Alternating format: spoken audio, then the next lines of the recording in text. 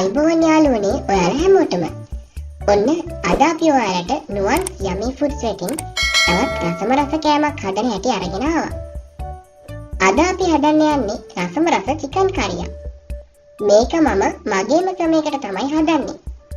ඔන්න එහෙනම් ඔයාලත් හදලා රස බලලා අපිටත් කියන්නකෝ රස කොහොමද කියලා. දකින්න කොටත් කටට කෙලවුනනවා නේද?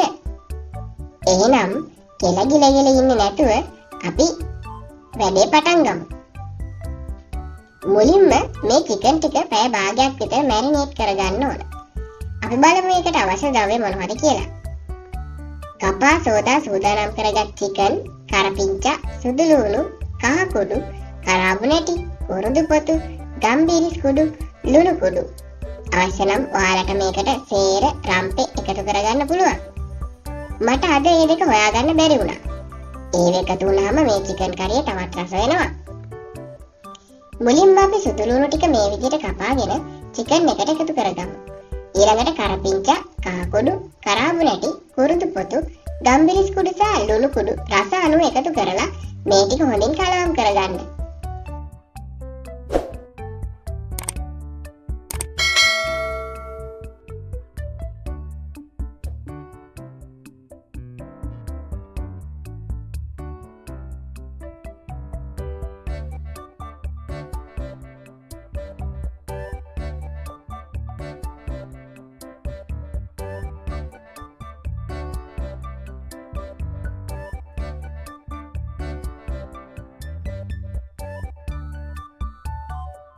හරි.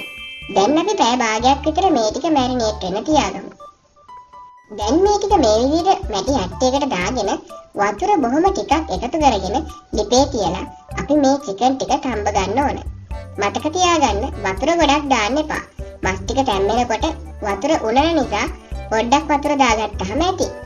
ටික වෙලාවකින් වතුර නටනකොට අපි චිකන් ටික මේ විදිහට පොඩ්ඩක් පෙරලා ගන්න ඕන. නැත්තම් අඩිය අල්ලන්න පුළුවන් හොඳේ.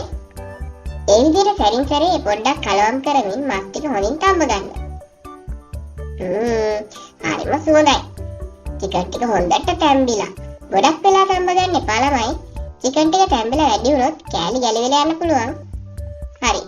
දැන් අපි මේ චිකන් කරියට අවශ්‍ය මිරිස් ටික බෙදගමු. මේකත් මම මගේම ක්‍රමයකට තමයි කරන්නේ.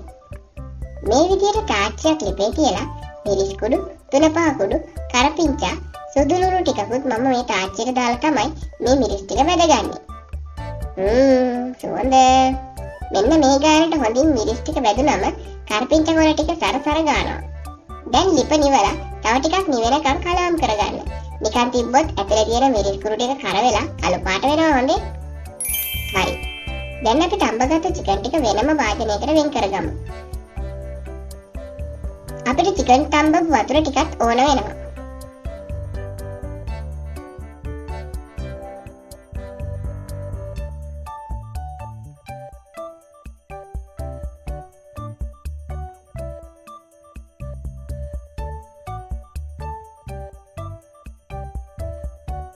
ඊළඟට අපි බෙදගත්තු මිරිස් කුරු ටික චිකන් වලට එකතු කරලා හොඳින් කලවම් කරගමු.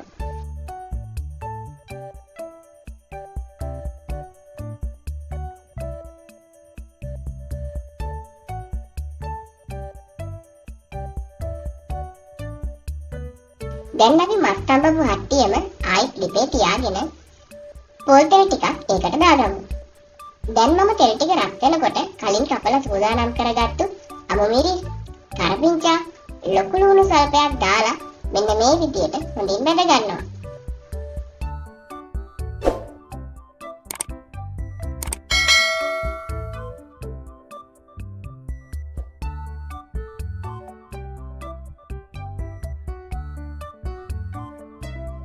ඊළඟට අපි බෙදපු මිරිස් කලවම් කරගත්තු චිකන් ටික මේකට එකතු කරගමු. බෙදපු ලුණු ටිකයි චිකන් ටිකයි හොඳින් කලවම් කරගෙන මඩ වේලාවක් තියලා අපි චිකන් ටික තඹපු වතුර ටික මේකට එකතු කරගමු.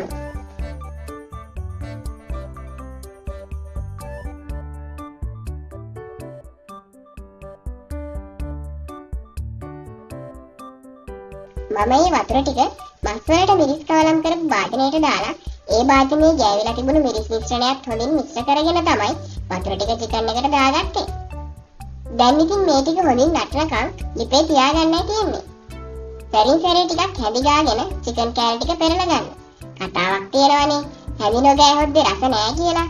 හැදි ගාගත්තාම හොඳින් පහේ ටික කලවම් වෙලා චිකන් වලට උරා ගන්න. එතකොට අපේ චිකන් කරිය රස වෙනවා. ඔන්න යාළුවනේ පුංචි අවවාදයක්. අපි මස් තම්බද්දි ලුණු එකතු කරගත්ත නිසා මස් තම්බපු වතුර මේකට දාපු නිසා ලුණු ඇති.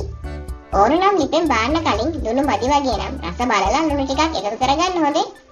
ලුණු එහෙම වැඩි කරගන්න එපා. එහෙම වුණොත් ඔන්න ලුණු තමයි කන්න වෙන්නේ. සුවඳ.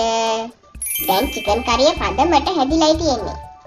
අපි උණුවෙම මේ ටික භාජනයකට දාලා මේකට යවමු. ඉතින් ඔයාලත් මේ විදිහට චිකන් කරිය හදලා කාලා බලලා රස කොහොමද කියලා අපිටත් කියන්න හොඳේ. තවත් රස කෑමක් අරගෙන එනකන් ඔයාලට ආයුබෝවන්.